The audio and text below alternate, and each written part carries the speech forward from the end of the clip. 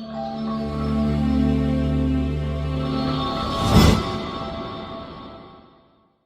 Everybody, मेरा नाम अमित रंजन सिंह है और मैं आप सभी लोगों का एग्जैक्ट आईएएस के चैनल पे स्वागत करता हूं। और जैसा कि हम सभी लोग पहले भी जानते हैं कि हम लोग यहां पे एक ज्योग्राफी का प्रीवियस ईयर क्वेश्चन पेपर का एनालिसिस शुरू किए हैं। और प्रीवियस ईयर क्वेश्चन पेपर के एनालिसिस में हम लोग सबसे पहले जो सब्जेक्ट उठाएं वो ज्योग्राफी उठाएं। ज्योग्राफी का एक्चुअली मैं ज्योग्राफी का ही फैकल्टी हूँ, तो ज्योग्राफी और एनवायरनमेंट से संबंधित जो क्वेश्चंस है वो हम डिस्कस करते हैं। तो इस सीरीज में जो है वो हम लोग ऑलरेडी अभी तक 6 वीडियोस ला चुके हैं, जिसमें कि 2014 और 15 के ज्योग्राफी के क्वेश्चन का बड़ा ही डिटेल और सिस्टमेटिक तरीका से एनालिसिस किया गया है प्रीलिम्स के क्वेश्चन का, कि आखिर ये क्वेश्चन कहाँ से आता है और इसको सॉल्व करने का क्या टेक्निक है। और इसी सिलसिला में अब हम लोग का जो ये नेक्स्ट वीडियो है ये 2016 के ज्योग्राफी के क्वेश्चन को डिस्कस किया जाएगा। इसमें हम लोग 2016 में जो प्रीलिम्स में ज्योग्राफी का क्वेश्चन आया है उसको हम लोग डिस्कस करेंगे। और इस एनालिसिस में ये जानने की कोशिश करेंगे कि क्वेश्चंस जो आया है इसके पूछने के पीछे का लॉजिक क्या है, किस लॉजिक से ये क्वेश्चन पूछा गया है। हम लोग ये भी जानने की कोशिश करेंगे कि अगर ये क्वेश्चन आपको बनाना है तो आपको किन सब तरह के मटेरियल्स की आवश्यकता पड़ेगी, कैसे आपको पढ़ना चाहिए, पढ़ने का तरीका क्या होना चाहिए, क्वेश्चन का लेवल क्या है, कहाँ क्वेश्चन एनसीईआरटी से आ रहा है, कहाँ क्वेश्चन करंट अफेयर्स से आ रहा है। 14 और 15 के अगर आप वीडियो को लगातार देख रहे हैं तो उसमें आप ये देखते हैं कि बहुत सारा क्वेश्चंस एनसीईआरटी से पूछा गया है। खासकर 15 का जो वीडियो था उसमें आप देखे हैं कि बहुत सारा और ऑलमोस्ट 75 to 80% क्वेश्चंस जो है वो डायरेक्टली एनसीईआरटी से आया है। 14 में 50% क्वेश्चंस ऐसा था जो कि आपको एनसीईआरटी से आया है, लेकिन 16 में कहानी ऐसा नहीं है। 16 में केवल एक ही क्वेश्चन ऐसा है जो कि आपको एनसीईआरटी से आया है, बाकी सारे क्वेश्चंस करंट अफेयर्स से पूछा गया है या आपको थोड़ा सा उस समय के जो आपको थोड़ा उस ज्योग्राफी का इकोनॉमिक पार्ट से पूछा गया है। ठीक है, तो देखते हैं आगे। इसमें बहुत ज्यादा क्वेश्चन नहीं है, हम लोग को टोटल 7 क्वेश्चंस है और ये 7 क्वेश्चंस को हम लोग डिस्कस करते हैं और देखने की कोशिश करते हैं कि क्वेश्चन कहाँ से आया है, क्वेश्चन को सॉल्व करने का क्या तरीका होना चाहिए। ठीक है, तो शुरू करें geography prelims previous year question paper 2016 का। ठीक है, इसमें ये पहला क्वेश्चन आया है, why does the government of India promote the use of neem coated urea in agriculture. ठीक है, ये क्वेश्चन पूछ रहा है कि गवर्नमेंट ऑफ इंडिया जो है वो नीम कोटेड यूरिया को क्यों प्रमोट कर रहा है। Why does government of India promote the use of neem coated urea. Neem coated urea का क्यों प्रमोट किया जा रहा है, उसका क्या बेनिफिट है जो आपको नीम कोटेड यूरिया को प्रमोट किया जा रहा है गवर्नमेंट ऑफ इंडिया के द्वारा। ठीक है, तो इसको हम लोग पहले जान ले कि ये चारों ऑप्शंस क्या सब है। सबसे पहला ऑप्शन है release of neem oil in the soil increases nitrogen fixation by the soil microorganism. Second है neem coating slows down the rate of dissolution of urea in the soil. C है nitrous oxide which is a greenhouse gas is not at all released into atmosphere by crop field. Fourth है it is combination of one हटा दीजिएगा, it is combination of pesticide and a fertilizer for particular crop. ठीक है, तो इसमें ये 4 option है कि आपको पूछा जा रहा है कि गवर्नमेंट नीम कोटेड यूरिया जो यूज कर रहा है एग्रीकल्चर में, इसके पीछे का क्या लॉजिक है, क्या बेनिफिट है, गवर्नमेंट को क्यों इससे क्या बेनिफिट होगा जिसके कारण कि गवर्नमेंट नीम कोटेड यूरिया को यूज कर रहा है। ठीक है, तो अगर हम लोग इसके आंसर को डिस्कस करते हैं तो ऑब्वियस बात है, हम पहले आपको आंसर ही बता देते हैं फिर उसके बाद इसका डिस्कशन करेंगे। या पहले इसका जो आंसर होगा वो आपको होगा बी। ठीक है, तो ये बी नंबर का आंसर है, यानी कि नीम कोटिंग जो है वो स्लोज डाउन कर देता है rate of dissolution of urea in the soil. अब इससे पहले थोड़ा सा और कुछ चीजों को हम लोग जान लेते हैं सिस्टमेटिक तरीका से। ये जो आपके पास फिगर है ये आपका यूरिया का है। ठीक है, तो यूरिया के बारे में आप सभी लोगों के बारे में आइडिया होगा। सबसे पहले इस क्वेश्चन को हम लोग एनालिसिस पे डालें। ठीक है, अगर इस क्वेश्चन का एनालिसिस करते हैं तो इस क्वेश्चन को हम लोग, अगर आप यूपीएससी के मेंस की बात करते हैं, ठीक है, तो यूपीएससी का जो मेंस है, मेंस के सिलेबस को अगर आप देखे होंगे तो ये जो फर्टिलाइजर है, ठीक है, फर्टिलाइजर हुआ या एग्रीकल्चर हुआ या इरिगेशन हुआ, तो ये सब जो टॉपिक है ना, ये फर्टिलाइजर, एग्रीकल्चर, इरिगेशन, ये सब टॉपिक एक्चुअली इकोनॉमिक में जोड़ के पूछा गया। ये जीएस पेपर 3 का पार्ट है। ठीक है, ये जो है ना, ये जीएस पेपर 3 का पार्ट है मेंस में। ठीक है, जबकि यहाँ पे ये क्वेश्चन ज्योग्राफी से जोड़ के पूछ दिया गया है, बिकॉज जो एग्रीकल्चर है और इरिगेशन है ये ज्योग्राफी का भी पार्ट है और ये इकोनॉमिक ज्योग्राफी में भी हम लोग पढ़ते हैं यूजुअली, और समटाइम इंडियन इकोनॉमी में भी ये पढ़ाया जाता है। तो इसीलिए मेंस में तो ये जीएस पेपर 3 का सिलेबस है। जीएस पेपर 3 यानी कि इकोनॉमिक्स का पार्ट है, लेकिन प्रीलिम्स में यहाँ पे जो क्वेश्चन पूछा गया है ये ज्योग्राफी में पूछ दिया गया है। तो अगर आप मान लीजिए जीएस पेपर 3 का तैयारी, यूपीएससी मेंस का तैयारी ठीक से किए हैं, तो ये सब क्वेश्चन को बहुत ही आसानी से आप आंसर कर दीजिएगा, बिकॉज ये फर्टिलाइजर से पूछा गया क्वेश्चन है। ठीक है, जीएस पेपर 3 में आप देखिएगा एक टॉपिक होगा फर्टिलाइजर। ठीक है, तो जो फर्टिलाइजर होता है उससे पूछा गया ये टॉपिक है, और ये टॉपिक करंट अफेयर्स से जुड़ा हुआ है। ठीक है, तो जरा इसके बारे में हम लोग डिटेल में आके जानने की कोशिश करें कि ये है क्या। ठीक है, तो देखिए हम सभी लोगों को पता है कि जो यूरिया है ये एक तरह का फर्टिलाइजर है। ठीक है, ये फर्टिलाइजर है, जो कि फर्टिलाइजर के बारे में आप सभी लोगों को पता है कि जो फर्टिलाइजर होता है वो प्लांट के ग्रोथ के लिए, उसके ब्लूम के लिए दिया जाता है, ताकि प्लांट का जो है एग्रीकल्चर क्रॉप जो है वो क्रॉप का ग्रोथ सही तरीका से हो सके। तो इंडिया में मोस्टली 3 तरह के फर्टिलाइजर को यूज किया जाता है। नाइट्रोजन, ठीक है, जिसको एनपीके कहा जाता है। एनपीके मतलब नाइट्रोजन, फॉस्फोरस और पोटेशियम। गवर्नमेंट के द्वारा रिकमेंडेड है 4:2:1, ये रिकमेंडेड है गवर्नमेंट के द्वारा, लेकिन एक्चुअली जो है वो काफी अलग तरीका से यूज होता है।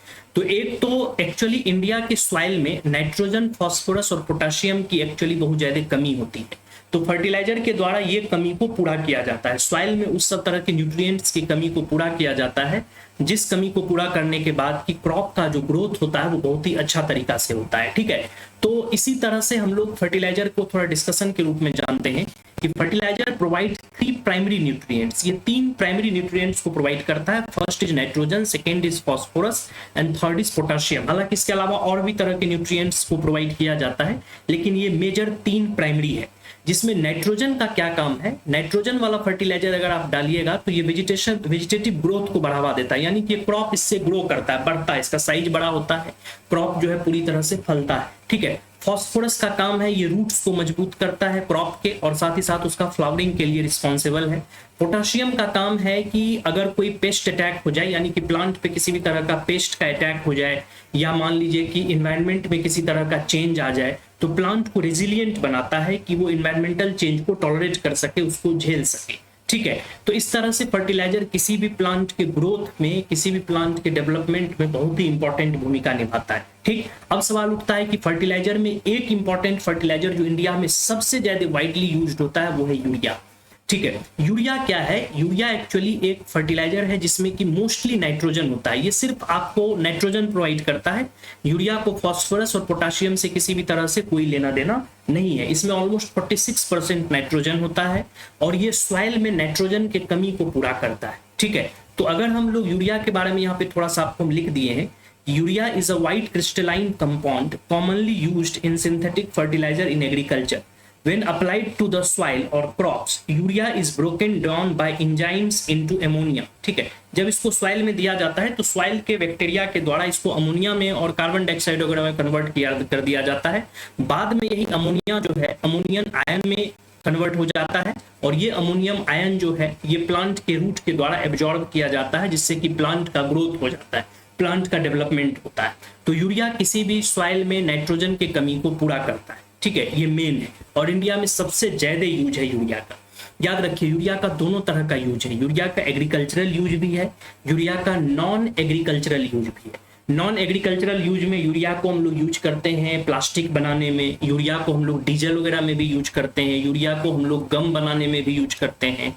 ठीक है, तो ये नॉन एग्रीकल्चरल यूज है यूरिया का, लेकिन यहाँ पे एग्रीकल्चरल यूज की बात हुआ है। ठीक है, तो अमोनिया फिर क्या है? The main function of urea fertiliser is to provide plant with nitrogen. ठीक है, ये नाइट्रोजन प्लांट को देता है। ठीक है, which promote green leafy growth and make the plant look lush. Urea also aids the photosynthesis process, ये plant के फोटोसिंथेसिस प्रोसेस में भी हेल्प करता है, ये भी याद रखिएगा। ठीक है, since urea fertiliser can provide only nitrogen, ये केवल नाइट्रोजन प्रोवाइड करेगा, नॉट फॉस्फोरस नहीं देगा और पोटेशियम नहीं देगा। It is primarily used for bloom growth. ठीक है, तो ये तो मेजर बात है कि इंडिया में यूरिया का जो प्रोडक्शन है, यूरिया का जो अप्लाई किया जाता है वो आपको प्लांट को नाइट्रोजन देने के लिए किया जाता है। ठीक, लेकिन क्वेश्चन पूछ रहा है कि गवर्नमेंट नीम कोटेड यूरिया क्यों लाया है ना? अब ये नीम कोटेड यूरिया क्या है? ठीक है, तो पहले तो हम लोग थोड़ा सा यूरिया के बारे में जान लिए। यूरिया क्या है?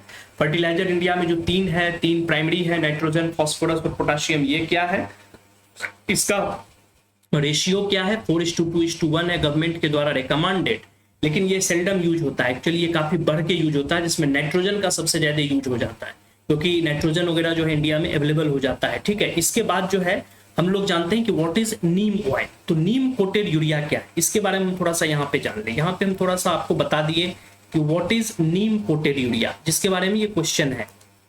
देखिए, नीम ऑयल, नीम कोटेड यूरिया क्या होता है, यूरिया को नीम ऑयल में जाके पूरी तरह से डाला जाता है और उसमें नीम ऑयल का लेप लगाया जाता है। ठीक है, जिससे क्या होता है कि ये एक प्रकार का इनहिबिटर है। इनहिबिटर मतलब जो कि रोकता है, किस चीज को रोकता है, कि ये जो यूरिया जो सॉइल में रिलीज होता है, तो अगर आपको मान लीजिए कि यूरिया में नीम ऑयल लगा दीजिएगा तो यूरिया से जो नाइट्रोजन सॉइल में रिलीज होगा उसका प्रोसेस स्लो हो जाता है। यानी कि नाइट्रोजन का सॉइल में रिलीज होने का प्रोसेस स्लो हो जाता है, और चूंकि नाइट्रोजन का सॉइल में रिलीज होने का प्रोसेस स्लो हो जाता है, तो स्लो प्रोसेस होने के कारण प्लांट को टाइम मिलता है नाइट्रोजन को सही तरीका से एब्जॉर्ब करने का। और जब वो नाइट्रोजन को सही तरीका से एब्जॉर्ब करता है तो एक तो प्लांट का ग्रोथ बढ़िया होता है, दूसरा क्या होता है, चूंकि वो यूरिया से नाइट्रोजन का जो रिलीज है वो स्लो हो जाता है तो उसका वेस्टेज भी कम हो पाता है। ठीक है, इससे नाइट्रोजन वगैरह का आपको वेस्टेज घट जाता है। ठीक है, इन्वायरमेंटल पॉल्यूशन कम हो जाता है। तो इसीलिए जो है आपको नीम कोटेड यूरिया को गवर्नमेंट के द्वारा लाया गया, ताकि अधिक से अधिक आपको नाइट्रोजन प्लांट को अवेलेबल हो सके और यूरिया का वेस्टेज कम हो सके। इसमें आप ये पूरी तरह से लिखा है, which had the quality that could both slow down, यहाँ पे लिखा हुआ that could both slow down the nitrogen release from urea to the soil. यही तो मेन है हमारा आंसर। आप देखे होंगे कि जो हमारा ऑप्शन है वो यही है कि नीम कोटेड यूरिया क्या करता है कि स्लो डाउन करता है nitrogen release from urea to soil, thus increasing nutrient use efficiency, decreasing soil. ठीक है, एक तो न्यूट्रिएंट यूज एफिशिएंसी को ये बढ़ा देता है, इसके साथ ही साथ decreasing soil and water contamination, ये वाटर और सॉइल को भी कंटेमिनेट कम करता है। ठीक है, और साथ ही साथ जो है ये, और इसके साथ एक और चीज है कि अगर आप नीम कोटेड यूरिया यूज करते हैं, ठीक है, अगर आप नीम कोटेड यूरिया यूज करते हैं तो यूरिया का जो नॉन एग्रीकल्चर यूज है, नॉन एग्रीकल्चरल यूज है, ये भी आपको डिक्रीज कर जाता है। यानी यूरिया कई लोग लेके जाता है एग्रीकल्चर के कारण, क्योंकि इस पे काफी सब्सिडी मिलता है, लेकिन वो लोग नॉन एग्रीकल्चरल पर्पज से यूज करने लगता है। ठीक है, जैसे कि मान लीजिए कि आपको हम बोले थे कि इसका गम बनाने में, मेडिसिन बनाने में भी यूरिया का यूज होता है। इसके अलावा जो है यूरिया का यूज जो होता है वो आपको प्लास्टिक बनाने में भी होता है, यूरिया का यूज डीजल में भी होता है। तो अगर आप नीम कोटेड कर दिए उसको तो नॉन एग्रीकल्चरल यूज नहीं हो पाएगा। तो इसमें नॉन एग्रीकल्चरल यूज जो होता है उसको भी डिस्करेज किया गया। साथ ही साथ इसमें एक ये इनहिबिटर है, नीम कोटिंग, नीम ऑयल क्या है, एक इनहिबिटर है। वो इनहिबिटर मतलब जो रोकता है यूरिया से नाइट्रोजन के रिलीज को, स्लो डाउन कर देता है, जिससे प्लांट जो है नाइट्रोजन को सही तरीका से एब्जॉर्ब करता है और प्लांट का ग्रोथ बढ़िया से हो पाता है। और इसके साथ ही साथ सॉइल और वाटर का भी जो कंटेमिनेशन है वो आपको घट जाता है। तो अगर हम ऑप्शन में जाते हैं और इससे एक चीज और हम पहले डिस्कस कर ले, ये देखिए इसमें लिखा है कि ये गवर्नमेंट वाले वेबसाइट से लिए हैं कि in 2015 the government of India took a transformational decision to introduce 100% neem coating on all subsidised agricultural grade urea in the country. 2015 में गवर्नमेंट ऑफ इंडिया के द्वारा ये डिसीजन लिया गया कि जितने भी एग्रीकल्चरल यूरिया है उस सभी पे नीम कोटिंग होगा, यानी 100% नीम कोटिंग यूज किया जाएगा। ऑब्वियस बात है, इससे पहले ये गवर्नमेंट का डिसीजन था लेकिन केवल 25% का था। बट 2015 में गवर्नमेंट का ये डिसीजन है कि अब जितना भी यूरिया एग्रीकल्चरल पर्पस के लिए हम लोग भेजेंगे, जो सब्सिडाइज्ड यूरिया है, वो सारे यूरिया पे नीम कोटिंग किया जाएगा। ठीक है, ऑब्वियस बात है, आप इस क्वेश्चन के लॉजिक को यहीं से निकाल सकते हैं कि ये 2015 में गवर्नमेंट का द्वारा लिया गया डिसीजन है और ये क्वेश्चन आया है यूपीएससी के 2016 प्री में। ठीक है, तो अगर ये 2015 में गवर्नमेंट का डिसीजन है और 2016 के प्री में ये क्वेश्चन आपको पूछ दिया है, तो आप बहुत ही आसानी से ये समझ सकते हैं कि क्वेश्चन करंट अफेयर्स से बेस्ड है। यानी कि गवर्नमेंट जब ये डिसीजन लिया होगा तो हिंदू न्यूज़पेपर या जो भी आप लोग न्यूज़पेपर करते हैं, इंडियन एक्सप्रेस वगैरह जो भी आप कर रहे हैं यूपीएससी की तैयारी के लिए, या जो भी करंट मैगजीन फॉलो करते हैं, उसमें ये बात आया ही होगा न्यूज में। और चूंकि ये न्यूज में आया होगा तो हम लोग ये मानते हैं कि ये क्वेश्चन जो है ये डायनामिक नेचर का क्वेश्चन है। डायनामिक नेचर का क्वेश्चन मतलब कि जो कि करंट अफेयर्स से पूछा गया है, और अगर आप उस साल के करंट अफेयर्स को ठीक से तैयार किए हुए हैं तो ये क्वेश्चन आसानी से आपको बन जाएगा। ठीक है, तो अगर हम लोग फिर से ऑप्शन पे चलते हैं तो ऑप्शन बताता है कि why does the government of India promote the use of neem coated urea in agriculture. Agriculture में नीम कोटेड यूरिया को गवर्नमेंट क्यों प्रमोट कर रहा है? तो ऑप्शन बी है neem coating slows down the rate of dissolution of urea in the soil, यही इसका सही आंसर है। हम आपको बताए थे कि यूरिया का जो डिजोल्यूशन होता है, यानी यूरिया जो नाइट्रोजन रिलीज करता है वो धीरे धीरे करके इसको स्लो डाउन कर देता है, जिसके कारण कि प्लांट इसको बहुत सही तरीका से एब्जॉर्ब करता है, प्लांट का ग्रोथ सही होता है और वाटर और सॉइल कंटेमिनेशन भी कम होता है। ठीक है, तो क्वेश्चन अगर थोड़ा सा भी आप पढ़े होंगे उस समय के करंट अफेयर्स को, तो ये जो है बहुत आसानी से इस क्वेश्चन को बना दीजिएगा। तो अगर हम लोग क्वेश्चन के लेवल को डिस्कस करते हैं, ठीक है, इस क्वेश्चन को अगर हम लोग डिस्कस करने की भाई क्या लेवल का है, इसका अगर एनालिसिस करें तो इसके एनालिसिस में सबसे पहले हम लोग जानते हैं कि क्वेश्चन का सोर्स क्या है। क्वेश्चन का सोर्स है करंट अफेयर्स। ठीक है, 2015 में गवर्नमेंट ये डिसीजन लिया था कि हम लोग 100% नीम कोटेड यूरिया को यूज करेंगे, और चूंकि 2016 में ये आपको पेपर में आ गया, यानी कि करंट अफेयर्स का क्वेश्चन है। ठीक है, इसका सोर्स यहां से है। दूसरा, क्वेश्चन के लेवल की अगर हम बात करते हैं तो क्वेश्चन का level moderate to easy to moderate है, यानी कि ये इजी ही माना जाए या मॉडरेट मान लीजिए, क्योंकि करंट अफेयर्स से है तो बहुत सारे लोगों का न्यूज से दिमाग हट जाता है, लेकिन अगर आप ठीक से थोड़ा सा भी न्यूज को पढ़े हैं तो क्वेश्चन आसानी से आप क्रैक कर दीजिएगा। ठीक है, तो इस तरह से, और ये जो क्वेश्चन का एरिया है ये आपको इकोनॉमिक ज्योग्राफी से आया है। ठीक है, और इकोनॉमिक ज्योग्राफी से आने के कारण ये क्वेश्चन जो है आपको बहुत ही जीएस पेपर 3 का है, मेंस का, जबकि इसको प्रीलिम्स में जो है आपको पूछ दिया है ज्योग्राफी में। ठीक है, तो ये क्वेश्चन का आंसर हम लोग समझ गए। तो देखिए, यूरिया में कई तरह का बात है, यूरिया अक्सर काफी डिमांड में रहता है। यूरिया जो है इंडियन एग्रीकल्चर का बैकबोन है, और अगर इंडियन एग्रीकल्चर में काफी वाइडली यूज्ड है ये फर्टिलाइजर, चूंकि इंडियन एग्रीकल्चर में ये वाइडली यूज्ड फर्टिलाइजर है, तो इससे संबंधित क्वेश्चन सब आते ही रहेगा। अभी यूरिया से संबंधित और भी बात है जो आपको जानना चाहिए, जैसे एक तो नीम कोटेड यूरिया है, जो आपको फिगर दिख रहा है ये नीम कोटेड यूरिया का है, इसका देख रहे हैं कि नीम के जैसा थोड़ा कलर हो गया है। लेकिन एक और यूरिया होता है जिसको हम लोग कहते हैं लिक्विड नैनो यूरिया, ये भी आप थोड़ा सा जान लीजिए और इसके बारे में और डिटेल्ड स्टडी कर लीजिए। ये जो है एक नैनो टेक्नोलॉजी बेस्ड फर्टिलाइजर है, that is spray on the leaves and is assimilated by the plant cell. ये जो यूरिया है नैनो टेक्नोलॉजी बेस्ड होता है और ये प्लांट के लीफ पे स्प्रे कर दिया जाता है। ये क्या करता है, न्यूट्रिशनल क्वालिटी जो है और प्रोडक्टिविटी जो है क्रॉप का ये बढ़ा देता है। It reduces the fertiliser consumption, ये फर्टिलाइजर कंजम्पशन के जो क्वांटिटी है उसको रिड्यूस कर देता है, क्योंकि ऑब्वियस बात है कि उसको हम लोग लीफ पे स्प्रे करते हैं, तो लीफ पे स्प्रे करने के कारण जो है ये जो है आपको कंजम्पशन जो है उसको ये धीरे धीरे करके स्लो डाउन कर देता है। ठीक है, it also improves nitrogen use efficiency and saves the input cost. तो एक और यूरिया के बारे में आप यहाँ सीखे, which is known as liquid nano urea. ठीक है, एक और यूरिया जानिए which is known as urea gold. ठीक है, ये काफी इंपॉर्टेंट है, दिस इज वेरी इंपॉर्टेंट, तो ये भी आपको याद रखना चाहिए। ये recently Indian prime minister officially launched urea gold fertiliser. ये क्या है कि यूरिया गोल्ड फर्टिलाइजर में एक्चुअली यूरिया में हम लोग थोड़ा सा सल्फर मिला देते हैं। ठीक है, तो प्लांट सॉइल का जो है यूरिया के माध्यम से नाइट्रोजन मिल जाता है। ठीक है, और साथ ही साथ सल्फर भी सॉइल को मिल जाता है, तो इसी को हम लोग कहते हैं यूरिया गोल्ड, जब यूरिया में थोड़ा सा आपको सल्फर मिला दिया जाए। ठीक है, इट इज डेवलप्ड बाय राष्ट्रीय केमिकल एंड फर्टिलाइजर लिमिटेड। ये सब याद रखना है कि किसके द्वारा डेवलप किया गया है, ये है ना, कौन से कंपनी के द्वारा। A leading fertiliser and chemical manufacturing company in India. ठीक, what is urea gold? About urea gold, it is created by infusing urea with sulphur, creating a composite fertilizer with 37% nitrogen and 17% sulfur. This nutrient-based blend serves two primary objectives. First, fulfilling sulfur requirements in Indian soil and enhancing nitrogen use efficiency. ये Indian soil में sulphur के requirement को भी देता है और nitrogen use efficiency को भी बढ़ाता है। ठीक है, तो ये यूरिया गोल्ड के बारे में हम लोग जानेंगे। तो इस तरह से हम लोग पहला नंबर के क्वेश्चन को डिस्कस कर चुके हैं काफी डिटेल में और इसका एनालिसिस भी कर चुके हैं। अब हम लोग चलते हैं क्वेश्चन नंबर 2 की ओर। क्वेश्चन नंबर 2 कहता है कि which of the following is और आर द एडवांटेज या advantages of practising drip irrigation. ठीक है, ड्रिप इरिगेशन को अगर आप प्रैक्टिस करते हैं तो इसका क्या सब एडवांटेज हो सकता है। ठीक, पहला है कि रिडक्शन इन वीड को ये कम करता है। रिडक्शन इन सॉइल सैलिनिटी, ये सॉइल सैलिनिटी को कम करता है। ठीक है, थर्ड है रिडक्शन इन सॉइल इरोजन, ये सॉइल इरोजन को भी कम करता है। यानी कि अगर आप ड्रिप इरिगेशन को प्रैक्टिस करते हैं तो ये वीड ग्रोथ को कम करता है, साथ ही साथ सॉइल के सैलिनिटी को भी घटाता है, सॉइल के इरोजन को भी घटाता है।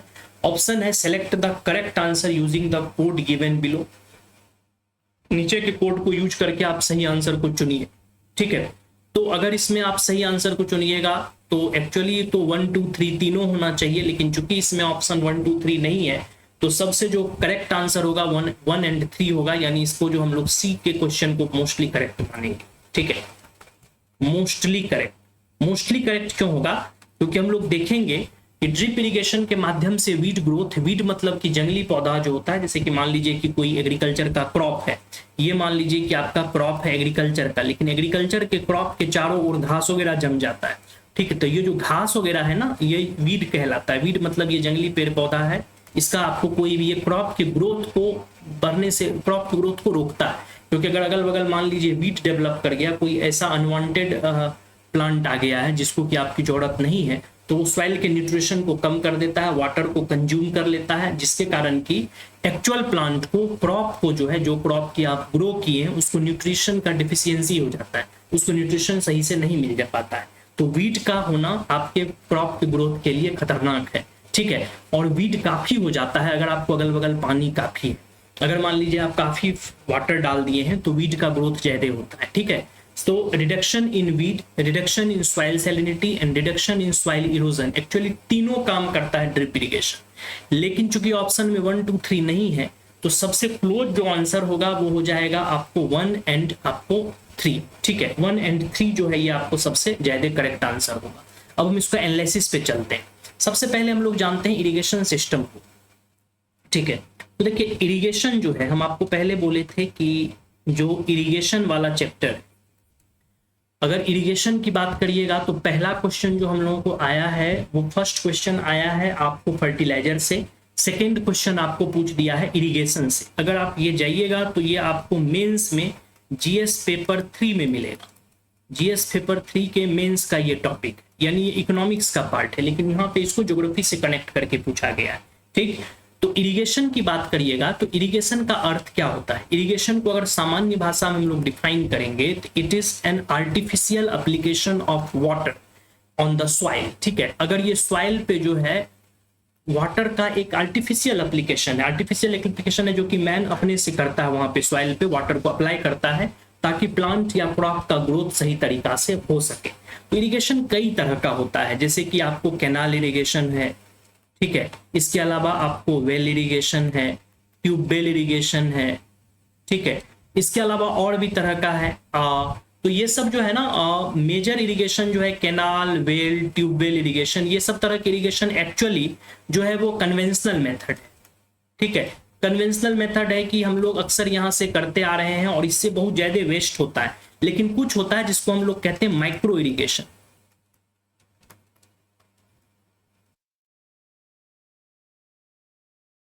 माइक्रो इरिगेशन में जो मेन तरह का इरिगेशन है, ठीक है, इसमें दो इरिगेशन काफी पॉपुलर है। एक है जिसको हम लोग कहते हैं ड्रिप इरिगेशन, दूसरा जिसको कहते हैं स्प्रिंकलर इरिगेशन। ठीक है, ये दोनों इरिगेशन माइक्रो इरिगेशन है। इसमें क्या होता है कि प्लांट पे बहुत धीमा से वाटर का जो फ्लो होता है वो काफी कम होता है, वो प्लांट के रूट पे वाटर कम मात्रा में डाला जाता है ताकि वाटर का वेस्टेज ना हो। ठीक है, जैसे कि अगर हम लोग ड्रिप इरिगेशन की बात करते हैं तो पहले यहाँ पे हम समझा दें कि ड्रिप इरिगेशन और sprinkler irrigation are both popular ways to water plant but they differ in how they apply water and how efficiency they are। पहले तो जानते हैं कि ड्रिप और स्प्रिंकलर इरिगेशन क्या है। ये दोनों माइक्रो इरिगेशन है। पहले ड्रिप के बारे में जानिए। Drip irrigation slowly release water directly to plant root through a network of tubes और pipes, whereas a sprinkler system use high pressure jets to spray water over a large area। तो दोनों में क्या होता है कि अगर हम लोग अगले स्लाइड की ओर चलते हैं तो अगले स्लाइड में हम लोग देखेंगे कि यहाँ पे ये ड्रिप इरिगेशन है। मान लीजिए कि आपका ये प्लांट है, ठीक है, तो ये अगर आपका एग्रीकल्चर का, पहले मान लीजिए कि हम लोगों का एक फील्ड है, तो एग्रीकल्चर फील्ड में हम लोग क्या करते हैं, पाइप सब डाल देते हैं। ठीक है, पाइप लगा दिया जाता है और ये प्लांट के रूट पे, ड्रिप इरिगेशन में क्या होता है कि ये पाइप से पानी ड्रॉप बाय ड्रॉप प्लांट के रूट पे गिरता है। ठीक है, तो चूंकि पाइप से, ये देख रहे हैं पाइप गया है और इस पाइप से आपको ड्रॉप बाय ड्रॉप जो है वाटर ये प्लांट के रूट पे गिरता है। तो इस तरह के इरिगेशन को हम लोग कहते हैं ड्रिप इरिगेशन। ड्रिप इरिगेशन में हम लोग बहुत ड्रॉप कर करके, धीरे धीरे करके बूंद बूंद पानी रूट पे गिराते रहते हैं। ऑब्वियस बात है, अगर आप बूंद बूंद पानी रूट पे गिराते हैं तो आपके दिमाग में तो सबसे पहले ये क्वेश्चन क्लियर हो जाएगा कि वाटर के वेस्टेज को कम करेगा। क्योंकि अगर हम लोग कैनाल में क्या करते हैं, पानी पूरी तरह से खेत में छोड़ देते हैं। अगर फील्ड में पानी को पूरी तरह से छोड़ देते हैं तो इस तरह के इरिगेशन को फ्लड इरिगेशन कहते हैं। वाटर एक बार आता है और पूरे खेत में फैल जाता है। तो ऑब्वियस बात है कि बहुत सारा वाटर इवेपोरेट कर जाता है, बहुत सारा वाटर जो है अंडरग्राउंड वाटर नीचे चला जाता है और बहुत ही कम वाटर जो है प्लांट के सॉइल के द्वारा एब्जॉर्ब किया जाता है। तो वहां पे वाटर का वेस्टेज बढ़ जाता है। लेकिन ड्रिप इरिगेशन वाले सिस्टम में वाटर का वेस्टेज आपको रोकता है। क्यों? क्योंकि ये ड्रॉप बाय ड्रॉप जो है वाटर ये प्लांट के रूट पे जाके गिरता है। ठीक, साथ ही साथ अगर स्प्रिंकलर इरिगेशन कहिएगा तो ये वाला जो डायग्राम है ये स्प्रिंकलर इरिगेशन है। यहाँ पे भी देखते हैं कि हम लोग पाइप लगा देते हैं और हाई प्रेशर के द्वारा क्या करते हैं, फव्वारा छोड़ते हैं। एक तरह से पानी का जो है स्प्रिंकलर, यानी कि एक तरह से आपको स्प्रिंग निकालते हैं वाटर का और इस तरह से ये लार्ज एरिया पे जाके फैल जाता है। ठीक, तो यहाँ पे भी हम लोग कम यूज करते हैं वाटर को। तो दोनों स्थिति में चाहे आप ड्रिप इरिगेशन यूज करिए कि स्प्रिंकलर इरिगेशन करिए, यहाँ पे जो आपको डायग्राम दिख रहा है ये स्प्रिंकलर इरिगेशन का। ड्रिप इरिगेशन कहिए या स्प्रिंकलर इरिगेशन कहिए, दोनों स्थिति में आपको वाटर का कंजम्पशन होता है, वाटर को हम लोग सेव करते हैं। तो एक ऑप्शन तो वहां पे सही है कि ड्रिप इरिगेशन के माध्यम से हम लोग क्या करते हैं, वाटर को यहाँ पे वाटर कंजम्पशन नहीं दिया, वाटर के कंजम्पशन को हम लोग वाटर को कंजर्व करते हैं। तो सीधी सी बात है कि अगर वाटर को हम लोग कंजर्व करेंगे तो हम लोग इस क्वेश्चन को देख लें कि ड्रिप इरिगेशन का क्या सब फायदा होगा आपके लाइफ में। देखिए, अगर मान लीजिए कि ये आपका ड्रिप इरिगेशन, ठीक है, तो ड्रिप इरिगेशन में हम लोग एक बात तो समझ चुके हैं, ड्रिप इरिगेशन में वाटर यूज कम होता है। वाटर का जो यूज होता है वो डिक्लाइन कर जाता है, काफी कम वाटर हम लोग यूज करते हैं। तो जब फील्ड को वाटर कम मिले, सपोज करिए कि ये आपका फील्ड है और इस फील्ड में हम लोग ड्रिप इरिगेशन को यूज करते हैं, ड्रिप इरिगेशन के टेक्निक को यूज करते हैं, तो प्लांट के रूट पे आके वाटर आएगा, तो प्लांट जो के रूट को ही केवल वाटर मिलेगा। तो अगल बगल के सॉइल में वाटर का काम कम हो जाएगा, वाटर कमी हो जाएगी, क्योंकि इसमें हम लोग केवल बूंद बूंद वाटर प्लांट के रूट पे देते हैं। तो सीधी सी बात है कि सॉइल में जो वाटर का यूज है, सॉइल वाटर क्या हो जाएगा, डिक्रीज कर जाएगा, कम हो जाएगा। अगर सॉइल में वाटर की कमी हो जाएगी तो जो जंगली पेड़ पौधा है, यानी कि अन्य तरह का जो पेड़ पौधा है, अनवांटेड ये है प्लांट है, उसका ग्रोथ क्या हो जाएगा, बंद हो जाएगा। तो सीधी सी बात है कि वीड, जिसको कि हम लोग अनवांटेड प्लांट कहते हैं, वीड ग्रोथ जो है, वीड ग्रोथ आपका कम हो जाएगा, it will reduce. Weed growth क्यों रिड्यूस हो जाएगा? क्योंकि इतना कम वाटर है सॉइल के पास कि वो केवल क्रॉप को ही पिला सकता है, बाकी के जो वहां पे अनवांटेड ट्री प्लांट है उसके डेवलपमेंट के लिए उसको वाटर नहीं है। तो सीधी सी बात है, वीड का ग्रोथ डिक्रीज कर जाएगा। ठीक, साथ ही साथ इसका जो है सॉइल का इरोजन भी रुकेगा। सॉइल इरोजन कैसे रुकेगा? क्योंकि अगर हम लोग मान लीजिए कि फ्लड इरिगेशन करते हैं, फ्लड इरिगेशन में क्या होता है ये हम आपको बता दें कि ये मान लीजिए आपका एक एग्रीकल्चर फील्ड है और यहाँ से आप क्या करते हैं कि वाटर को कैनाल से वाटर लाए और ये वाटर इधर मान लीजिए कि आप छोड़ दिए। ठीक है, तो जब ये सारा वाटर फील्ड में छोड़ दिए तो ये सारा वाटर फील्ड में जाके फैल जाता है पूरी तरह से, तो ये फ्लड आ जाता है। फील्ड में क्या होता है, लेगा पानी का बाढ़ आ गया है। ठीक है, तो फ्लड आने के कारण क्या होता है कि सॉइल को पूरी तरह से इरोड करते हुए लेके चला जाता है, ऊपर के सॉइल को पूरी तरह से कैरी करके लेके चला जाता है। तो ये फ्लड इरिगेशन में सॉइल इरोजन बहुत ज्यादा होता है। लेकिन अगर हम ड्रिप इरिगेशन करते हैं तो प्लांट पे तो हम लोग ड्रॉप बाय ड्रॉप वाटर डालते हैं, तो चूंकि प्लांट पे हम लोग ड्रॉप बाय ड्रॉप वाटर डालेंगे तो सॉइल का इरोजन क्या होगा, कम हो जाएगा। तो ऑब्वियस बात है कि अगर आपका ये ड्रिप इरिगेशन है तो it can also reduce soil erosion. ठीक है, ये सॉइल इरोजन को भी रोक सकता है। ठीक, तो ऑप्शन 1 and 3 जो है ये आपको पूरी तरह से करेक्ट है, जिसमें कि हम लोग ये लिखें कि it reduces the growth of weed and reduction in soil erosion. ये 1 and 3 करेक्ट है। ठीक, लेकिन देखिए सैलिनिटी को भी ये थोड़ा सा कम करता है। क्यों कम करता है हम आपको बता देते हैं, लेकिन ये पूरी तरह से थोड़ा डिस्प्यूटेड फैक्ट है कि सैलिनिटी को कम करता है कि नहीं करता है। बट सैलिनिटी को लेके चलते हैं कि अगर मान लीजिए फ्लड इरिगेशन है और ये सॉइल सारा का सारा सॉइल इवेपोरेट कर दे, सॉरी ये वाटर इवेपोरेट कर दे, सॉरी मान लीजिए कि फ्लड इरिगेशन किए तो सॉइल पे वाटर आ गया, और अगर ये सारा वाटर आपको इवेपोरेट कर जाता है तो वाटर इवेपोरेट करने के बाद क्या होता है कि कैपिलरी एक्शन के द्वारा सॉइल के नीचे का जो सॉल्ट होता है वो सॉइल के सरफेस पे आ जाता है, और कैपिलरी एक्शन के द्वारा सॉइल के नीचे का सॉल्ट अगर सॉइल के सरफेस पे आ गया तो जो सॉइल का सैलिनिटी होता है वो आपको बढ़ जाता है फ्लड इरिगेशन केस में। लेकिन चूंकि यहाँ पे वाटर का यूज कम हुआ है ड्रिप इरिगेशन में, क्योंकि ड्रिप इरिगेशन में वाटर का यूज बहुत कम हुआ है, तो वाटर का यूज बहुत कम होने के कारण अगर वाटर इवेपोरेट भी करता है तो सॉइल की सैलिनिटी को ये पूरी तरह से बढ़ने नहीं देता है। तो सॉइल सैलिनिटी भी एक्चुअली इसके कारण डिक्रीज करता है ड्रिप इरिगेशन के कारण। इसका बहुत बेनिफिट है, एक तो हम लोग वाटर यूज कंजर्व कर लेते हैं, सॉइल के सैलिनिटी को भी बचाते हैं, वीड ग्रोथ कम हो जाता है, सॉइल का इरोजन घट जाता है, ठीक है। तो ये जो है, लेकिन चूंकि वहां पे 1 2 3 तीनों नहीं दिया हुआ था तो करेक्ट आंसर जो है वो 1 और आपको 3 होगा। हम थोड़ा सा इसमें और डिस्कशन किए हुए हैं कि आप लोग इस स्लाइड को थोड़ा देख लीजिएगा रोक के, कि अगर आपको मान लीजिए कि ड्रिप इरिगेशन टेक्निक यूज करिएगा तो ड्रिप इरिगेशन टेक्निक में हम लोग क्या सब चीज है जो देखेंगे। तो ये वाटर एफिशिएंसी को बढ़ाता है, ड्रिप इरिगेशन टेक्निक में वाटर एफिशिएंसी बढ़ जाता है, क्योंकि हम कम वाटर यूज करते हैं, water drop by drop plant के रूट पे गिरता है और प्लांट के ग्रोथ के लिए ज्यादा जरूरी है। तो हम लोग टिपिकली 30 से लेके 50% लेस वाटर यूज करते हैं compare to other irrigation method, ठीक है। ये प्लांट के हेल्थ के लिए भी बढ़िया है, ठीक है। ये वीड ग्रोथ को रिड्यूस करता है, ऑलरेडी हम लोग इसको डिस्कस कर चुके हैं।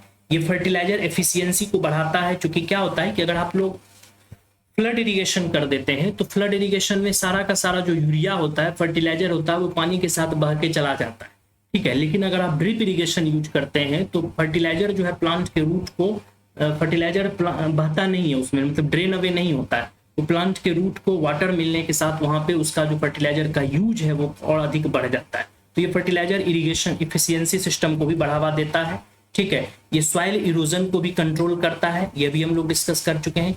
वर्सेलिटी एंड एडेप्टेबिलिटी है, drip irrigation can be adapted. हाँ, इसका एक और भी फायदा क्या है कि अगर आप मान लीजिए कि ड्रिप इरिगेशन सिस्टम यूज करते हैं तो ये किसी भी तरह के टेरेन में यूज किया जा सकता है। टेरेन क्या होता है कि स्लोप किस तरह का है, मान लीजिए कि आप हिली टेरेन में हैं या आप मान लीजिए कि प्लेन में हैं, किसी भी तरह के एरिया पे आप पाइप वगैरह वहां पे बिछा दीजिए और ड्रिप इरिगेशन सिस्टम के माध्यम से वहां पे प्लांट को वाटर दे सकते हैं। एनर्जी एफिशिएंसी इसमें काफी अधिक है, क्योंकि drip irrigation system operate at low pressure. Drip irrigation में क्या होता है, हम लोग प्रेशर कम यूज करते हैं, तो चूंकि हम लोग लो प्रेशर यूज करते हैं तो आपको वाटर को जो है पंप करने के लिए कम एनर्जी वगैरह यूज होता है। लेबर सेविंग है, इसमें ऑब्वियस बात है कि आपको लेबर वगैरह नहीं चाहिए।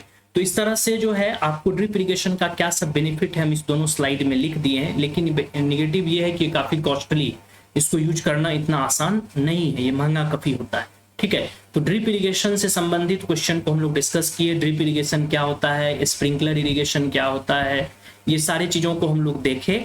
और अब हम लोग इस क्वेश्चन के एनालिसिस को भी थोड़ा सा देख लेते हैं कि इस क्वेश्चन को कहाँ से पूछा गया है और क्वेश्चन का पूछने का तरीका क्या है, ठीक है। अगर इस क्वेश्चन का हम लोग एनालिसिस करें, ठीक, तो एनालिसिस में हम लोगों को पता चलता है कि क्वेश्चन का जो सोर्स है ये फिर से करंट अफेयर्स है। करंट अफेयर्स है, क्यों करंट अफेयर्स हम कहेंगे, क्योंकि वैसे तो करंट अफेयर्स भी कह सकते हैं, ये स्टैटिक कम डायनामिक इसको हम बोलना चाहेंगे। ये कंप्लीट तरह से जो है सो स्टैटिक भी नहीं है, कंप्लीट तरह से डायनामिक भी नहीं है। तो इस तरह के क्वेश्चन को हम मानते हैं कि स्टैटिक कम डायनामिक।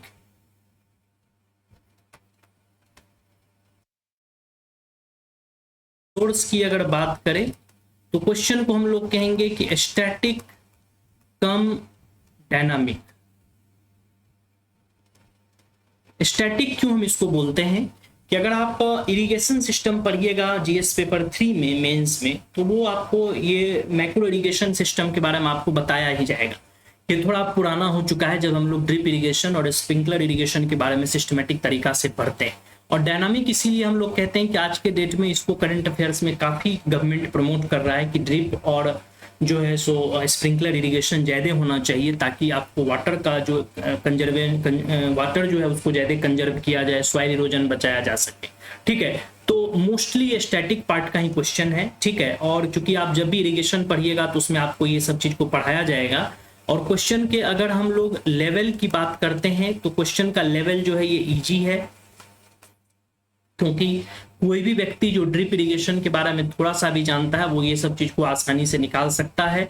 सोर्स हम कह सकते हैं कि इसका सोर्स जो है ये एनसीईआरटी से भी आया है, क्योंकि एनसीईआरटी में भी अब ड्रिप इरिगेशन वगैरह के बारे में थोड़ा सा बताया जा रहा है, तो एनसीईआरटी से भी आया है। या कोई भी व्यक्ति जो सामान्य रूप से जीएस इकोनॉमी वगैरह का पेपर पढ़ेगा उसमें आसानी से ये मिल जाएगा। तो सोर्स वेरियस है, एनसीईआरटी से भी पूछा जा सकता है, न्यूज़पेपर वगैरह से भी इसको मान सकते हैं, पूछा जाता है, बिकॉज न्यूज़पेपर में भी इरिगेशन सिस्टम सबके बारे में बताया जाता है, ठीक है। तो ये हुआ आपका, और लेवल है इसका इजी, ठीक। तो इसको बनाने में आपको कुछ जरूरत नहीं पड़ेगा। आप सामान्य रूप से भी अगर अपना जीएस पेपर 3 तैयार किए हुए हैं, मेंस को ठीक से तैयार किए हुए हैं, तो ये सब क्वेश्चन प्रीलिम्स का आसानी से आपको बन जाएगा, ठीक है। चलते हैं अब हम लोग नेक्स्ट क्वेश्चन पे, which is known as question number 3। Question number 3 थोड़ा सा एनर्जी से भी संबंधित है, ठीक है। जिससे कि इसमें क्वेश्चन नंबर 3 जो है ये आपको जो है so non conventional source of energy है, जिसको कि हम लोग सेल गैस के भी उसका एक टाइप है, उससे संबंधित क्वेश्चन है ये। क्वेश्चन को पहले पढ़ते हैं, फिर उसका आंसर को हम लोग डिकोड करेंगे कि किस तरह का ये आंसर है। क्वेश्चन कहता है कि in which of the following region of India are shale gas resources found, ठीक है। उसमें बोला जाता है कि पूछ रहा है कि इंडिया के कौन सा ऐसा रीजन है जहां पे कि सेल गैस पाया जाता है, ठीक। ऑप्शन 1 है कैम्बे बेसिन, ऑप्शन बी है सॉरी 1 है कैम्बे बेसिन, सेकंड है कावेरी बेसिन, थर्ड है कृष्णा गोदावरी बेसिन। और कहता है कि select the correct answer using the code given below. Option A है 1 एंड 2 ओनली सही है, केवल 3 सही है, 2 एंड 3 सही है, 1, 2 एंड 3 तीनों सही है। देखिए इसमें करेक्ट आंसर डी होगा, ठीक है। क्योंकि सेल गैस जो है ये आपको Cambay basin, Kaveri basin, Krishna Godavari basin तीनों जगह मिलता है, ठीक है। लेकिन इससे पहले कि हम लोग कुछ जाने, थोड़ा सा हम लोग सेल गैस के बारे में जान लेना जरूरी समझते हैं, ठीक है। तो देखिए अगर हम लोग नेचुरल गैस की बात करते हैं, ठीक है, तो नेचुरल गैस बेसिकली 2 तरह का होता है। एक होता है जिसको हम लोग कहते हैं कन्वेंशनल, दूसरा जिसको हम लोग कहते हैं अनकन्वेंशनल,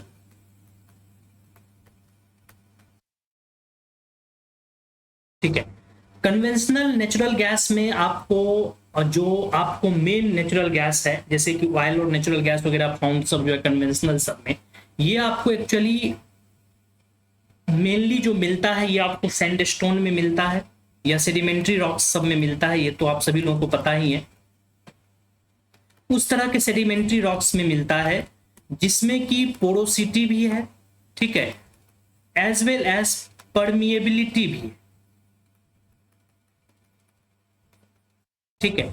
परमिएबल रॉक्स सब में जो गैस सब मिलता है एक्चुअली उसको हम लोग कन्वेंशनल तरह का नेचुरल गैस कहते हैं। लेकिन कुछ रॉक ऐसा होता है जो कि आपको पोरस तो है, दे आर पोरस, ठीक है, but they are not permeable.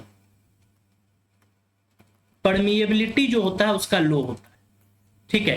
तो अगर हम लोग इसको थोड़ा समझने की कोशिश करते हैं कि अनकन्वेंशनल नेचुरल गैस के अंतर्गत 2-3 गैस आता है, जिसमें एक का नाम होता है सीबीएम यानी कि coal bed methane.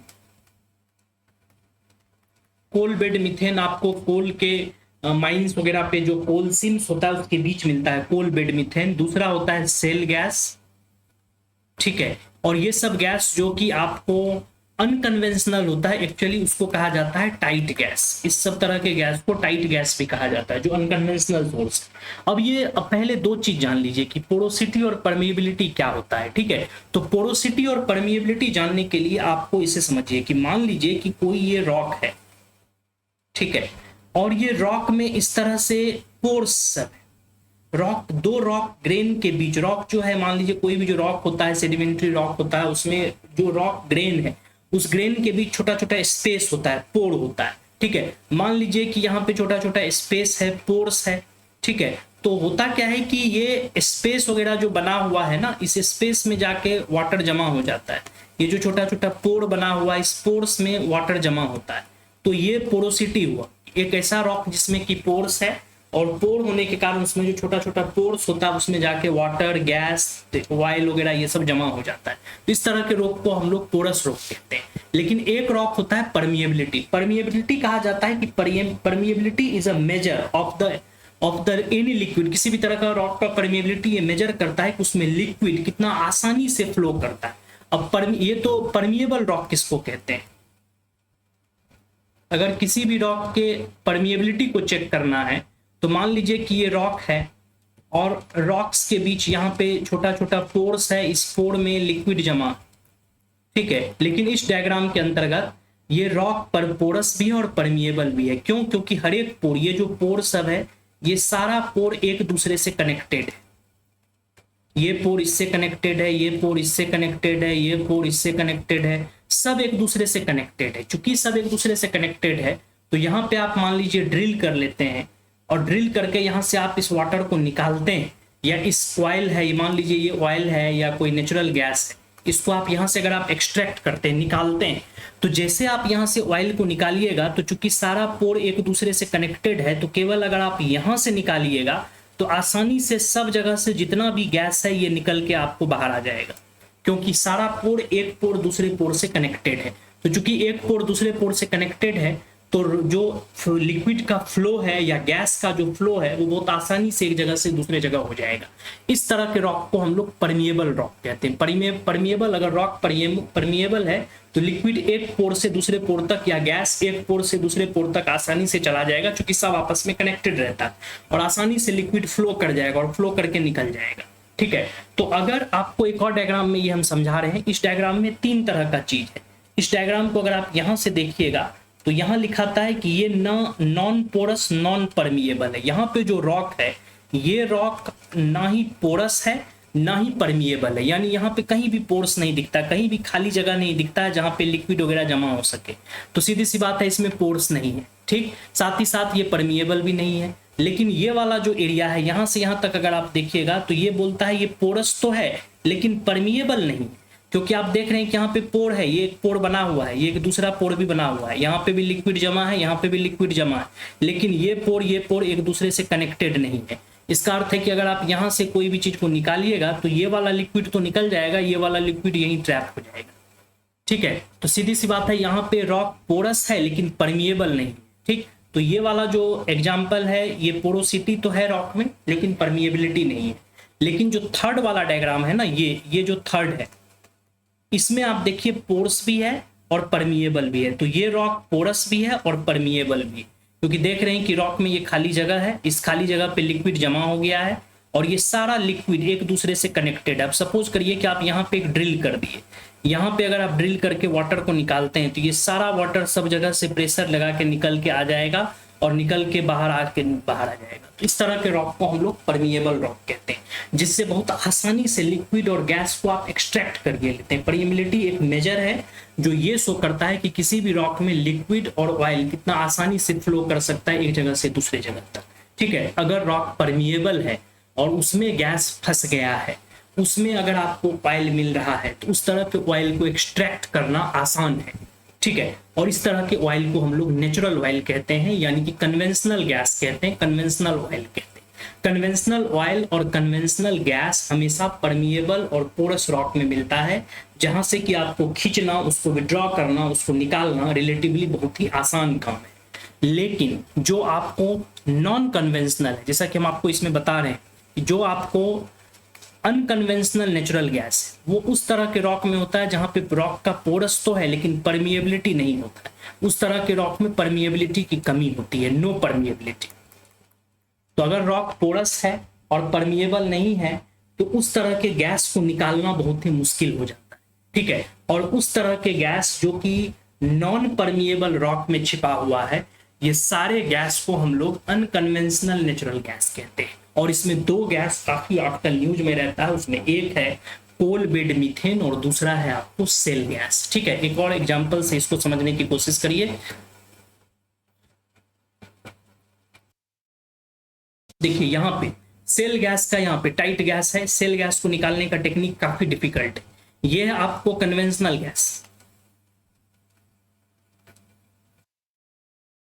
Conventional gas को निकालना आसान है। क्यों आसान है? क्योंकि सिर्फ आप हॉरिजॉन्टल ड्रिलिंग करिए, सीधा वर्टिकल ड्रिल करिए, वर्टिकली आप यहाँ पे ड्रिल कर दीजिए, यहाँ पे मान लीजिए गैस है, ठीक। और ये चूंकि परमिएबल रॉक में ट्रैप है, यहाँ पे रॉक जो है ये आपको परमिएबल, चूंकि रॉक परमिएबल है तो यहाँ से जैसे जैसे करके आप गैस को निकालिएगा, ये सारा गैस निकल के आ जाएगा और निकल के आपको बाहर आ जाएगा, ठीक। ये सब हुआ कन्वेंशनल।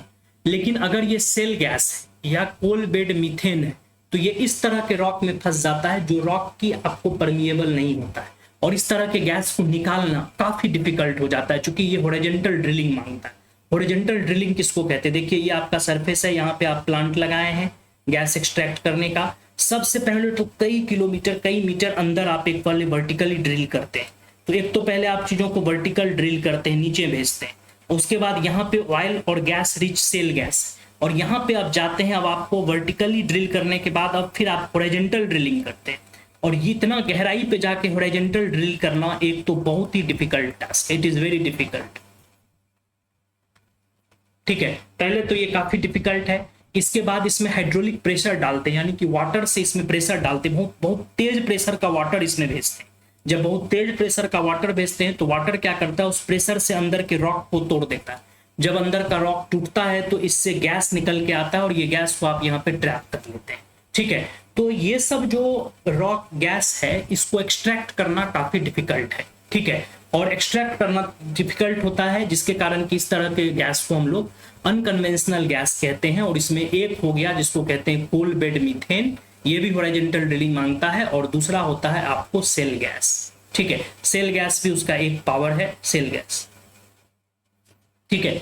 ये दोनों अनकन्वेंशनल गैस है, दोनों का निकालना काफी मुश्किल है। अमेरिका सेल गैस के जो है सो क्या कहते हैं कि प्रोडक्शन में नंबर 1 है। चाइना का भी इसमें काफी रोल है, और इंडिया में भी आपको कोल बेड मीथेन और सेल गैस दोनों मिलता है।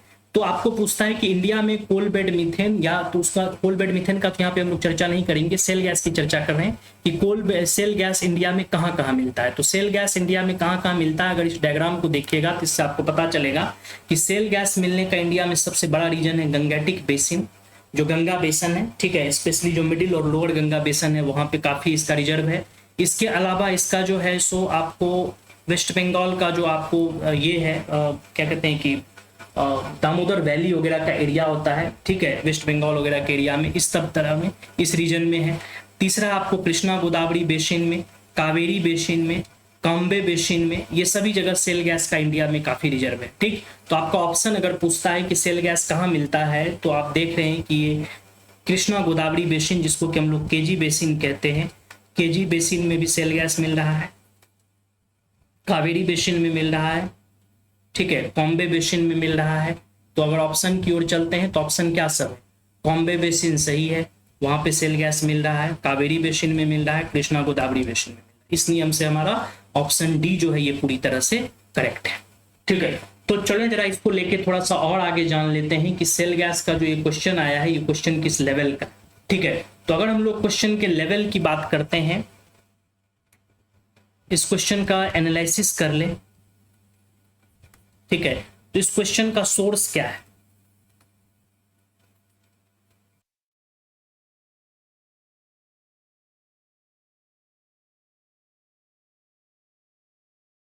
इस क्वेश्चन का सोर्स अगेन हम कहेंगे आपको ये एनर्जी से आया है, और एनर्जी से क्वेश्चन काफी आता है, क्योंकि पूरा का पूरा इंडिया जो है ये एक डेवलपिंग कंट्रीज है और एनर्जी बेस्ड है, ठीक। और ये हमेशा आया है आपको एनसीईआरटी में भी, तो नहीं कह सकते एनसीईआरटी से ये नहीं आया, सॉरी, ये आपको करंट अफेयर्स से आया है।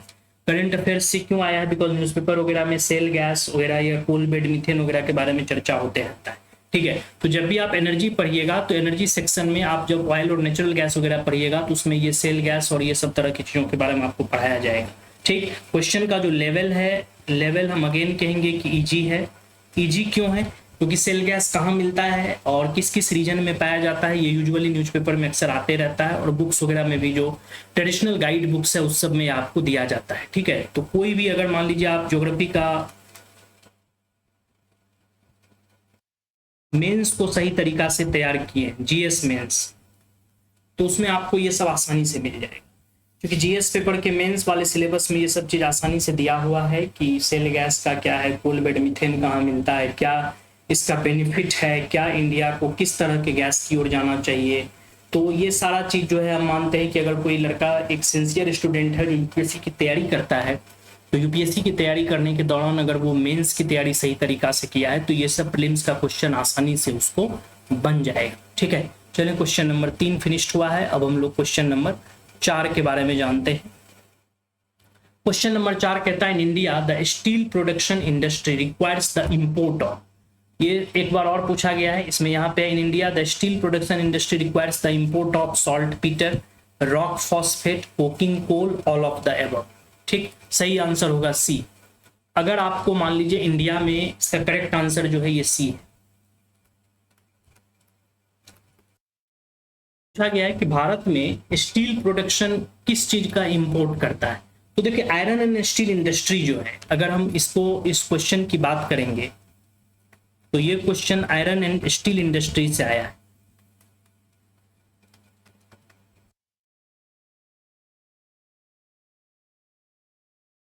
आयरन एंड स्टील इंडस्ट्री को जो रिक्वायर्ड रॉ मटेरियल है उसमें एक आयरन ओर तो होता ही है।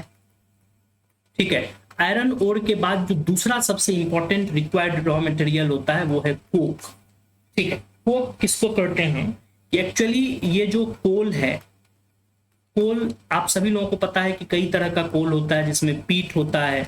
ठीक है, पीट के अलावा और भी अगर चले जाइए तो आपको लिग्नाइट मिलता है, ठीक है, बिटुमिनस मिलता है,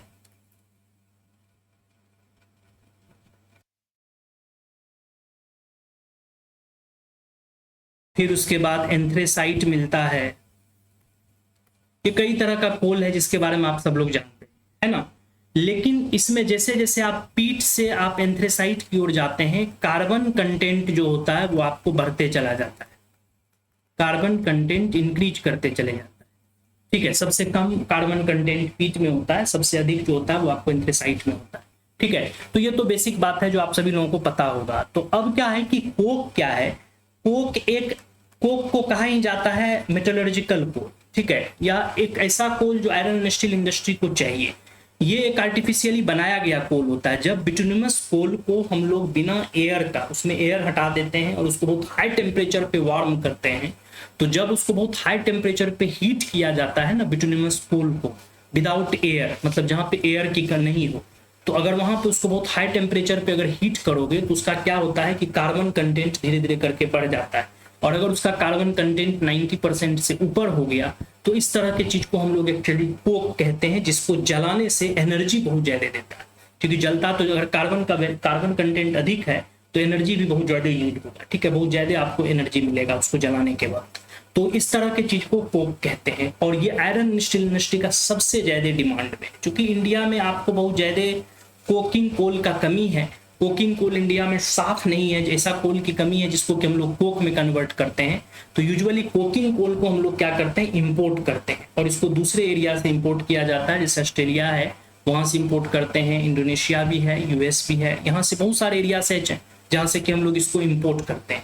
तो ये मेन है। अब सवाल है इसमें कुछ चीज इन इंडिया यहाँ पे लिखा हुआ है, इसके डिस्कशन को देख लीजिए थे थोड़ा सा। In India, the steel production industry requires the import of coking coal.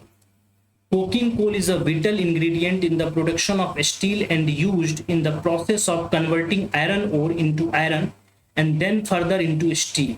India does not have abundant reserve of high quality coking coal, ठीक है, and therefore relies import to meet its requirement of steel production. ठीक है, तो ये बात सीधी बात है कि इंडिया में जो इंपोर्ट होता है आयरन स्टील इंडस्ट्री को, किसको इंपोर्ट करते हैं हम लोग, कोकिंग कोल। सॉल्ट पीटर के वगैरह के बारे में भी थोड़ा सा हम लोग बता देते हैं कि जो आपका सॉल्ट पीटर है, जिसको पोटेशियम नाइट्रेट कहते हैं, ये rock phosphate are not directly related to the steel production process. Saltpetre is mainly used as fertiliser and in the production of explosive. ये एक्सप्लोसिव और फर्टिलाइजर में यूज किया जाता है। रॉक फॉस्फेट के बारे में जान लो। Rock phosphate is the source of phosphorus used primarily in the production of fertiliser. अभी पहला क्वेश्चन देखे थे, ठीक है, कि रॉक, हम लोग इंडिया के सॉइल में नाइट्रोजन, फॉस्फोरस और पोटेशियम की कमी है, तो रॉक फॉस्फेट को हम लोग फर्टिलाइजर इंडस्ट्री में यूज करते हैं। ठीक है, इसको हम लोग कोकिंग स्टील इंडस्ट्री में यूज नहीं करते। तो इस नियम से जो हम लोगों का करेक्ट आंसर है वो करेक्ट आंसर है सी। ठीक, क्वेश्चन को थोड़ा सा डिस्कशन पे ले चलें, इसका एनालिसिस कर लें। अगर इस क्वेश्चन के एनालिसिस करेंगे और इसके सोर्स की बात करेंगे तो अगेन सोर्स एनसीईआरटी है। एनसीईआरटी का बेसिक बुक पढ़िए, ठीक है, जो 11th-12th में है, लैंड पीपल एंड इकोनॉमी वगैरह टाइप का बुक जो है, इस बुक को आप पढ़िए। वहां पे आपको बताएगा कि आयरन स्टील इंडस्ट्री इंडिया में इन सब चीज़ों का रिक्वायरमेंट है और किसको किसको इम्पोर्ट करता है। तो एनसीईआरटी अगर आप बेसिक लेवल पे पढ़े हुए हैं तो ये क्वेश्चन आपको ढंग से बन जाएगा। क्वेश्चन के लेवल की बात करेंगे तो लेवल है इजी, कोई बड़ा चीज नहीं है। आयरन स्टील इंडस्ट्री काफी फेमस टॉपिक है और अगर इस पे अक्सर क्वेश्चन आते रहता है तो इसलिए इसको हम मानते हैं लेवल इजी है। सोर्स एनसीईआरटी है। अगर आपका फाउंडेशन सही है, यानी कि अगर आपका फंडामेंटल स्टडीज सही है तो आपको ये क्वेश्चन बन जाएगा। ठीक है, ये इसका बेसिक एनालिसिस है। ठीक है, तो चलिए हम लोग क्वेश्चन नंबर 4 से निकल के क्वेश्चन नंबर 5 पे, जो काफी आसान क्वेश्चन है। क्वेश्चन नंबर 5 कहता है कि which of the following is और आर द ट्रिब्यूटरी या ट्रिब्यूटरीज ऑफ ब्रह्मपुत्रा। निम्नलिखित में से कौन एक ब्रह्मपुत्रा का ट्रिब्यूटरी? ठीक, दिबांग, कामेंग, लोहित। ठीक है, 3 है, तीनों में कौन है ब्रह्मपुत्रा का tributary? Select the correct answer. Brahmaputra का ट्रिब्यूटरी कौन कौन है? बेसिक, एकदम बेसिक। अगर आप एनसीईआरटी सही से पढ़े हैं और बेसिक एनसीईआरटी में भी समझिए आप रिवर सिस्टम पढ़ रहे हैं और रिवर में भी ये मेजर रिवर ब्रह्मपुत्रा एक बहुत ही महत्वपूर्ण नदी। अगर ब्रह्मपुत्रा को आप थोड़ा सा भी ठीक से पढ़े हैं, चूंकि पढ़ने के दौरान गंगा, ब्रह्मपुत्रा, इंडस इस सबको लोग बढ़िया से कवर करता ही है, तो अगर आप ब्रह्मपुत्रा को बढ़िया से कवर किए हुए हैं तो ये क्वेश्चन को आप बहुत ही हवा में उड़ा दीजिएगा, बहुत आसानी से इसको बना दीजिएगा। और इस क्वेश्चन का करेक्ट आंसर है डी, यानी कि ब्रह्मपुत्रा का तीनों ट्रिब्यूटरी है। दिबांग भी ब्रह्मपुत्रा का ट्रिब्यूटरी है, कामेंग भी ब्रह्मपुत्रा का ट्रिब्यूटरी है और लोहित भी ब्रह्मपुत्रा का ट्रिब्यूटरी। ठीक है, थोड़ा सा इसको हम लोग जान ले। देखो, ब्रह्मपुत्रा रिवर,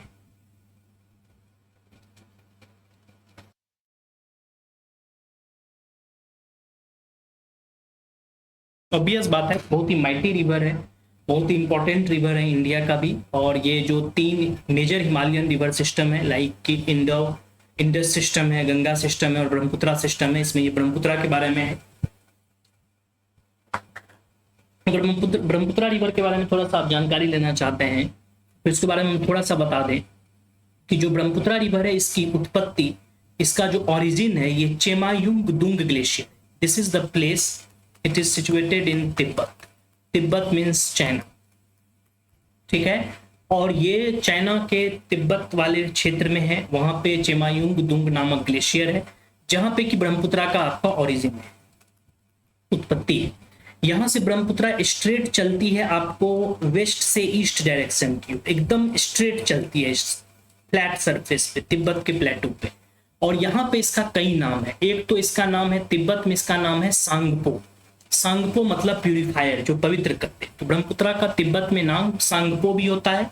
ब्रह्मपुत्रा का एक और नाम है, चाइना में इसका नाम है यारलुंग जांगबो जियांगिन। इसका नाम चाइना में यारलुंग जांगबो जियांगिन। ठीक, जब ये रिवर चलते रहती है वेस्ट से ईस्ट पे, तो यहाँ पे अरुणाचल से जस्ट पहले यहाँ पे एक माउंटेन पिक, ठीक है, इस माउंटेन पिक का नाम है नामचा बरुआ।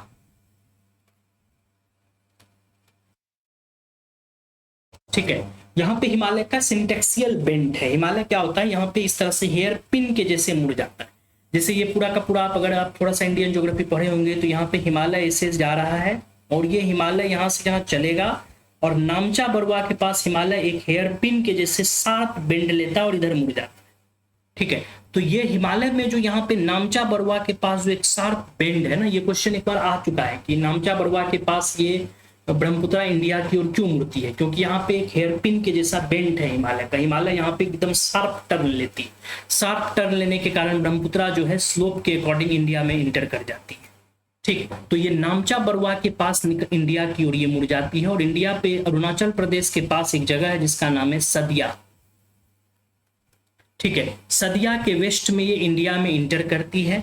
यहाँ पे इसको दो रिवर आके मिलती है, एक जिसको नाम है दिबांग, तो एक इसको, यहां से अगर रिवर इधर जा रही है, ब्रह्मपुत्रा रिवर है, ये अगर इस दिशा में जा रही है तो ये रिवर का राइट बैंक ट्रिब्यूटरी है और ये रिवर का लेफ्ट साइड है। तो लेफ्ट की ओर से इसको दो रिवर आके मिलती है, एक जिसको कहते हैं दिबांग, दूसरा जिसको कहते हैं लोहित। ये दोनों आके इसको लेफ्ट की ओर से ज्वाइन करती है ब्रह्मपुत्रा को, और जब ये लेफ्ट की ओर से दोनों इसको ज्वाइन करती है तब इसका नाम हो जाता है ब्रह्मपुत्रा। अब ये अरुणाचल से आगे बढ़ के असम वैली में प्रवेश करती है, असम वैली होते हुए यहाँ पे, ठीक है, ये असम के धुबरी के पास ये टर्न लेके इंटर कर जाती है बांग्लादेश में।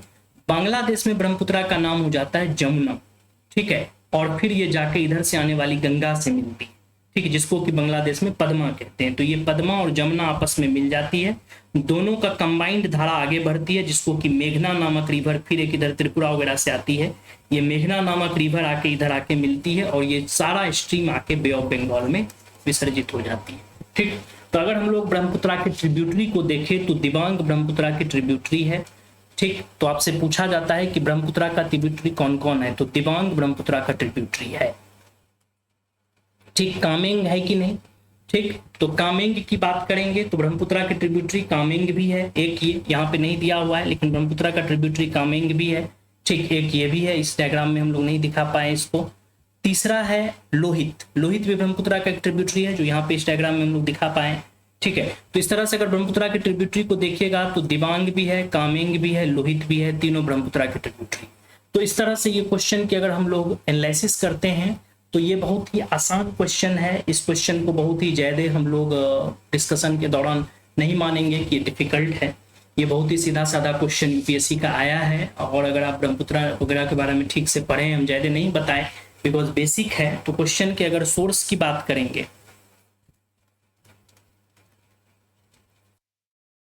तो सोर्स है इसका एनसीईआरटी, ठीक है, लेवल है ईजी, ठीक है, एनसीईआरटी भी कौन सा, 11th क्लास का इंडियन ज्योग्राफी, ठीक है, और ये लेवल जो है इसका वो काफी आपको आसान है।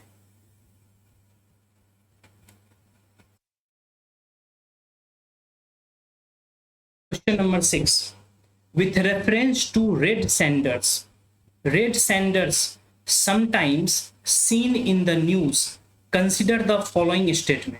रेड सैंडर्स जो कि अक्सर न्यूज में देखा जाता है, तो यहाँ तो खुद ही सोर्स ये बता दिया कि भाई ये न्यूज में देखा गया है, यानी कि रेड सैंडर्स वगैरह जो है न्यूज में अक्सर आते रहता है, तो करंट अफेयर्स से बेस्ट क्वेश्चन है। फिर यहाँ पे पूछता है कि with reference to red sanders sometimes seen in the news, consider the following statements। First, it is a tree species found in part of South India। Second statement, it is one of the most important trees in the tropical rainforest areas of South India। ठीक है, तो आपको बताया जाएगा कि red Sanders को लेके दोनों स्टेटमेंट में कौन सही है। ऑप्शन ए है केवल 1 सही है, ऑप्शन बी है केवल 2 सही है, ऑप्शन सी है both 1 and 2 both are correct, and D है कि ना ही 1 और ना ही 2, दोनों में कोई भी करेक्ट नहीं है। तो इसमें हम लोग आपको पहले आंसर बता दें कि रेड सैंडर्स क्या है। इसको हिंदी में हम लोग कहते हैं लाल चंदन, है ना। तो सैंडर्स मतलब कि आपको सैंडलवुड का ही ये दूसरा नाम सैंडर्स है।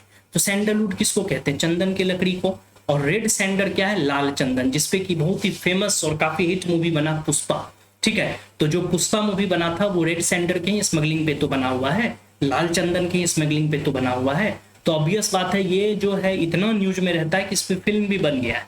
ठीक है, तो इसीलिए आपको अगर ये क्वेश्चन नहीं बन रहा है तो आप समझिए आप न्यूज़पेपर से काफी दूर है। ठीक है, तो इसलिए सीधी बात है कि ये क्या है, तो it is a tree species found in the part of South India, statement 1 सही है। दूसरा, it is one of the most important trees in tropical rain forest areas of South India, ये गलत है। रेड सैंडर्स बनने के लिए tropical rain forest नहीं चाहिए, इसको थोड़ा सा ड्राई एरिया चाहिए। तो इसमें जो करेक्ट आंसर है केवल 1 है। ठीक है, थोड़ा सा इसको हम डिस्कस कर दे और आगे चल के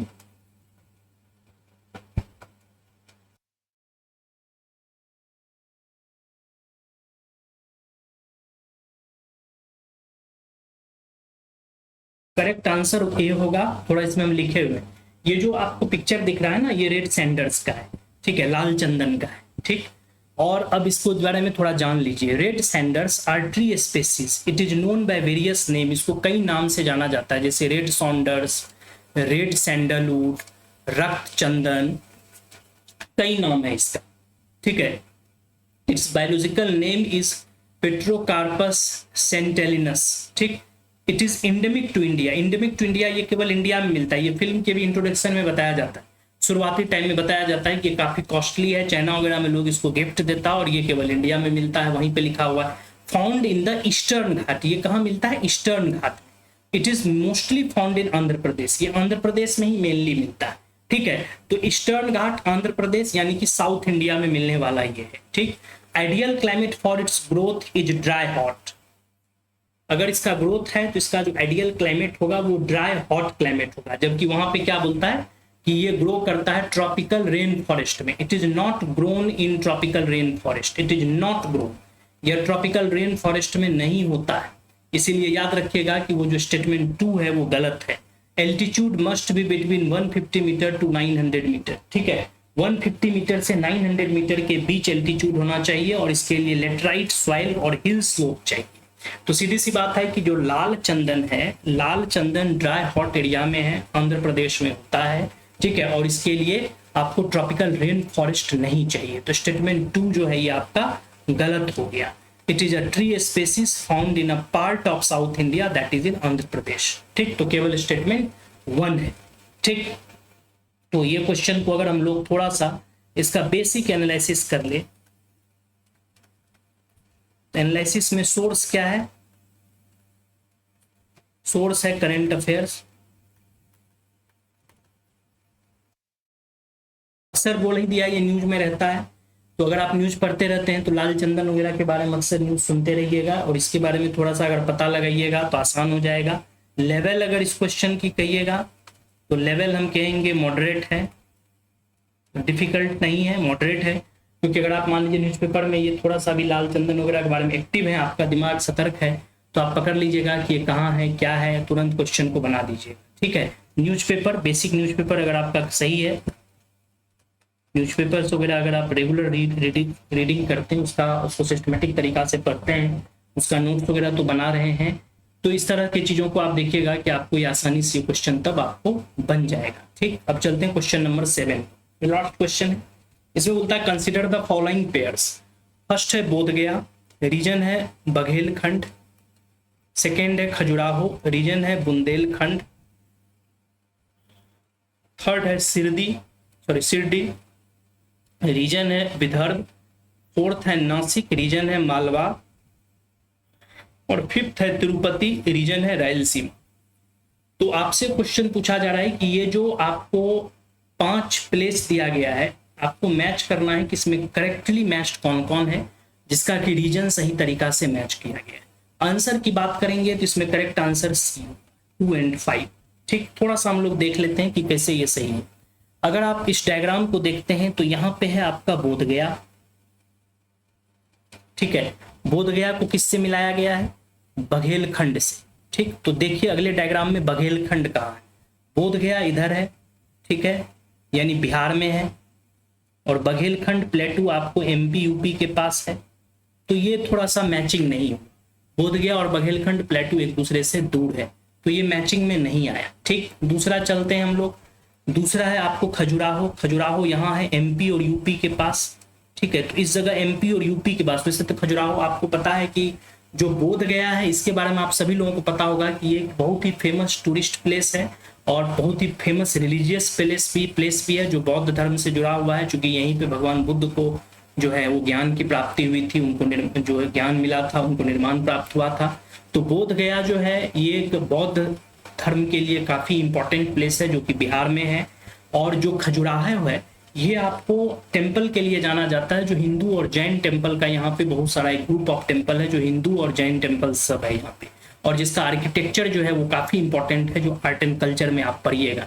बट खजुराहो जो है वो एमपी में है, तो अगर हम लोग को मैच करना है तो एमपी के इस एरिया में आपको खजुराहो है, और अगर अगले डायग्राम में मैच करते हैं तो एमपी के इसी एरिया में खजुराहो है, और यहीं पे आपको बघेलखंड भी है। तो बघेलखंड और खजुराहो का मैचिंग हो रहा है। ठीक है, तो अगर यहाँ पे देखिएगा तो यहाँ पे बुंदेलखंड लिखा गया है। एक मिनट,